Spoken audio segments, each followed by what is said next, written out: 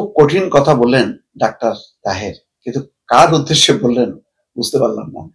এই অন্তর্বর্তী সরকার তো জামাতেরও সরকার, বিএনপিরও সরকার, জনগণের সরকার।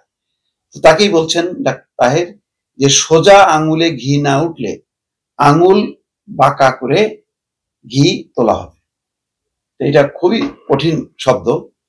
যে বলছেন যে সরকার ফেব্রুয়ারিতে নির্বাচনের সময় ঘোষণা করেছে, ফেব্রুয়ারি কাছাকাছি চলে এসছে, কিন্তু গণভোটের তারিখ ঘোষণা করা হচ্ছে না। নির্বাচনের আগে গণভোট হইতে হবে। এ প্রসঙ্গে তিনি বলেন, সোজা আঙুলে যদি ঘি না উঠলে আঙুল বাঁকা করব, সোজা আঙুলে যদি না হয় আঙুল বাঁকা করবো। এটা প্রচলিত কথা। সেই কথাটা খুব শক্তভাবে যখন বলা হয় প্রতিপক্ষের বিরুদ্ধে, তখন সেজন্য বলছি যে প্রতিপক্ষটা কে।